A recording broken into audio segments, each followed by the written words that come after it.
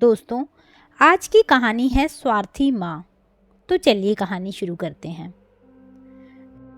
रजनी बहुत खुश थी क्योंकि उसकी शादी शहर में होने वाली थी। उसका ससुराल दिल्ली में था। पति भी सरकारी नौकरी करता था। इससे ज़्यादा रजनी को और क्या चाहिए था।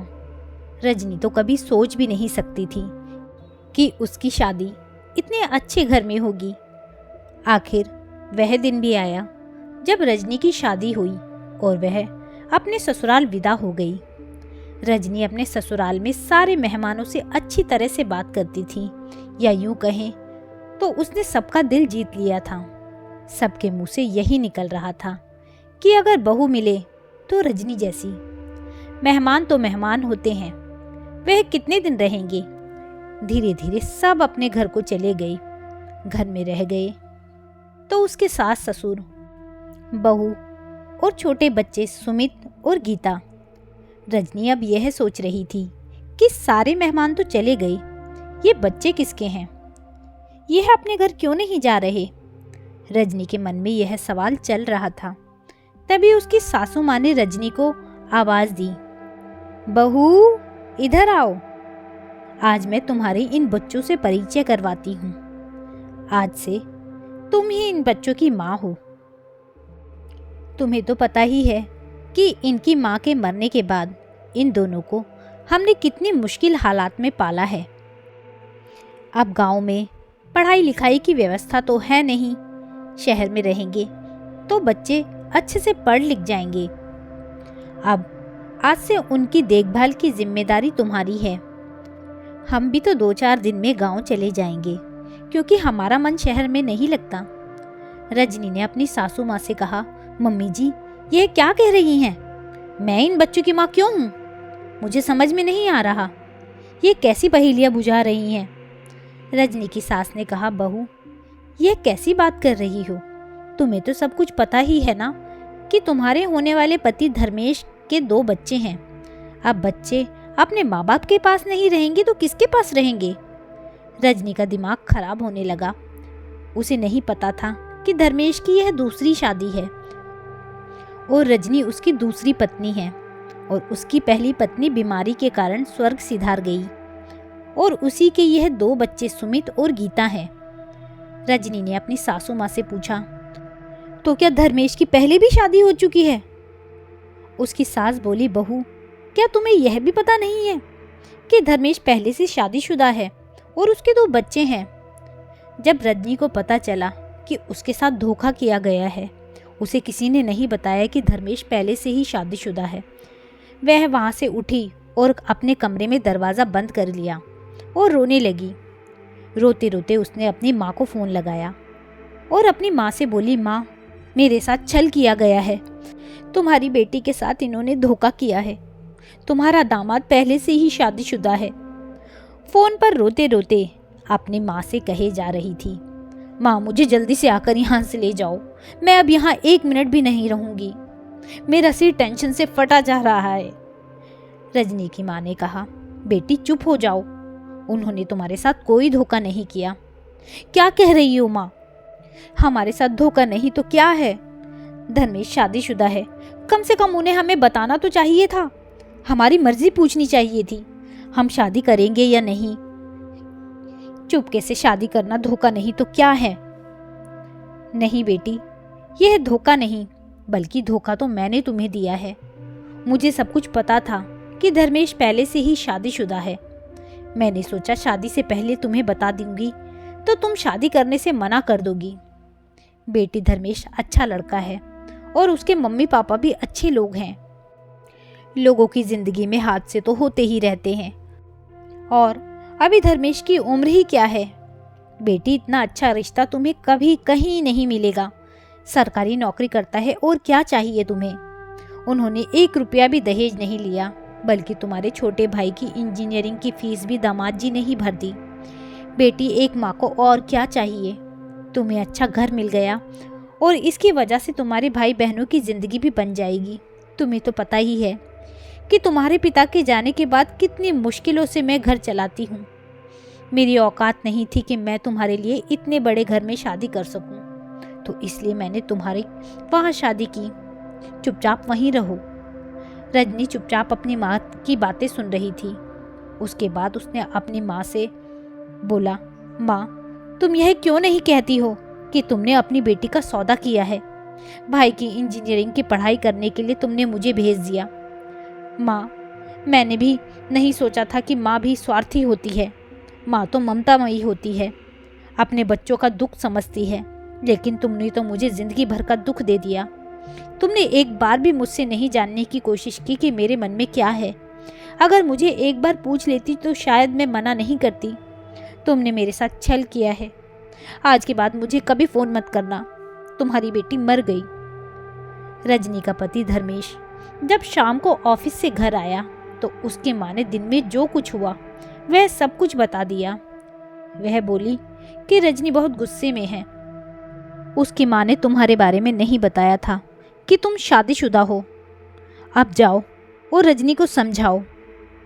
धर्मेश थोड़ी देर बाद रजनी के पास गया और रजनी से बोला, देखो रजनी, मेरे मम्मी पापा को नहीं पता कि तुम्हारी मम्मी ने तुमसे क्या बात छुपाई है, क्योंकि हम लोगों ने तो शादी करने से पहले ही सब कुछ सच सच बता दिया था। हम कभी भी धोखे में रखकर किसी भी लड़की के साथ धोखा नहीं कर सकते। यह किसी की ज़िंदगी का सवाल है। देखो रजनी, अगर तुम्हारी इच्छा नहीं है मेरे साथ रहने की तो कोई ज़ोर ज़बरदस्ती नहीं है। मेरी तरफ से तुम अभी भी आज़ाद हो। जहाँ जाना है तुम जा सकती हो। हम तुम्हें कभी नहीं रोकेंगे। अब बेचारी रजनी क्या करती? उसके पास यहाँ रहने के अलावा कोई रास्ता नहीं था। उसके सारे सपने एक पल में बिखर चुके थे। ऐसा लगता था मानो वह बिल्कुल ही सुन्न पड़ गई हो और उसके शरीर से किसी ने आत्मा निकाल ली हो। धर्मेश बोला, देखो रजनी, तुम्हारे साथ जो भी हुआ बिल्कुल गलत हुआ, लेकिन टेंशन लेने से भी अब कुछ नहीं होने वाला है। अब तुम्हें यह फैसला करना है कि तुम्हें अपनी ज़िंदगी में क्या करना है। मेरे साथ रहना है तो खुशी खुशी रह सकती हो, नहीं तो अगर तुम कहोगी तो अभी मैं तुम्हारे मायके छोड़ आऊँगा। रजनी ने मन ही मन सोचा, अब मायके जाकर क्या करूँगी? जिस माँ ने पैसे के लालच में मेरी शादी कर दी हो, उसके घर में जाने का क्या फ़ायदा? उस घर में जाने से कोई फ़ायदा नहीं। रजनी की सास भी वहाँ आ गई। उन्होंने रजनी से कहा, देखो बेटा, अगर तुम्हें धर्मेश के बच्चों को अपने साथ रखने में परेशानी है तो कोई बात नहीं, हम बच्चों को अपने साथ गांव लेकर चले जाएंगे। जैसे इतने दिन पाला है और भी पाल लेंगे, लेकिन तुम अब धर्मेश को मत छोड़कर जाओ। धर्मेश बहुत अच्छा लड़का है। मैं इसलिए नहीं कह रही कि यह मेरा बेटा है, वाकई वह बहुत अच्छा इंसान है, तुम्हें हमेशा खुश रखेगा, लेकिन मेरे बेटे को छोड़कर मत जाओ। यह तो शादी करने को भी तैयार नहीं था।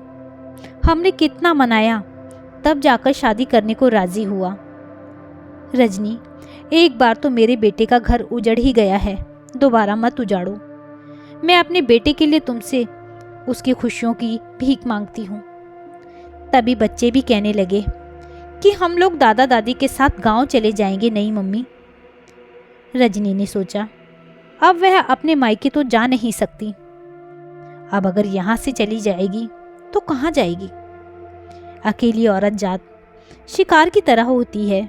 जैसे ही घर से निकली, लोगों को पता चल जाएगा कि इसके आगे पीछे कोई नहीं है, तो फिर उसको नोचने के लिए इतने भेड़िए पड़ जाते हैं, उसके शरीर के हाड़ मांस का भी पता नहीं चलता।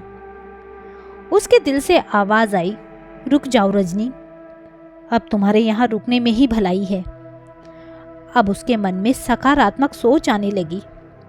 उसने सोचा, अगर मेरी शादी किसी कुंवारे लड़के के साथ भी होती तो यह क्या गारंटी है कि वह मुझसे बहुत प्यार करता। प्यार तो मुझे धर्मेश भी करते हैं, उनकी माँ और बाबूजी भी मुझे पसंद करते हैं। बात बच्चों की थी, उन्हें मैं अब गांव नहीं जाने दूंगी, क्योंकि इस दुनिया में माँ का दर्जा बहुत बड़ा होता है। मैं उन बच्चों की माँ हूँ, चाहे सौतेली माँ ही सही। बड़े होंगे बच्चे तो मुझे माफ़ नहीं करेंगे। रजनी ने बच्चों से कहा, अब कोई गांव नहीं जाएगा, सब यहीं रहेंगे। तुम्हारे दादा दादी भी यहीं रहेंगे हमारे साथ। धर्मेश के बच्चे कुछ दिन तो रजनी से कटे कटे रहते, लेकिन कुछ ही दिनों बाद कोई कह ही नहीं सकता था कि वह रजनी के बच्चे नहीं हैं। आगे पीछे घूमते रहते हैं रजनी के। रजनी को भी माँ होने का एहसास होने लगा। जब बच्चे माँ कहकर पुकारते तो उसका दिल प्यार से भर जाता। माँ शब्द होता ही ऐसा है जिसमें प्यार और सम्मान छुपा होता है। रजनी समझ गई थी कि जीवन में जो खुशी, प्यार और अच्छे रिश्ते से हासिल की जा सकती है, वह बेशुमार धन दौलत या ऐशो आराम से भी नहीं मिल सकती। धर्मेश और उसके घर वाले रजनी को बहुत प्यार करते थे। वह इस घर की बहू कम बेटी ज्यादा बन गई थी।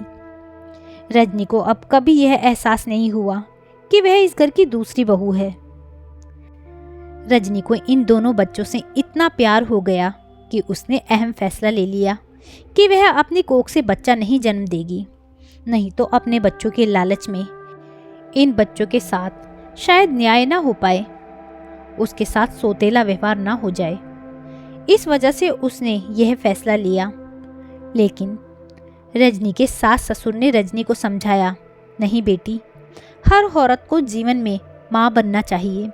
अगर ईश्वर की मर्जी से माँ नहीं बने उसका तो हम कुछ कर नहीं सकते, लेकिन कोशिश जरूर करनी चाहिए। एक औरत तभी पूर्ण होती है जब उसकी कोख से एक जिंदगी जन्म लेती है। कुछ सालों बाद रजनी ने भी एक लड़के को जन्म दिया और उसके बाद उसने अपना ऑपरेशन करवा लिया। अब वह धर्मेश की पहली पत्नी के बच्चे और अपने बच्चे के साथ हंसी खुशी अपने जीवन बिताने लगी। तो दोस्तों, यह थी एक छोटी सी कहानी। आपको यह कहानी कैसी लगी मुझे कमेंट करके ज़रूर बताइएगा। यदि कहानी अच्छी लगी हो तो कहानी को लाइक कीजिएगा, शेयर कीजिएगा और मेरे चैनल को सब्सक्राइब करना ना भूलिएगा। कहानी सुनने के लिए बहुत बहुत धन्यवाद।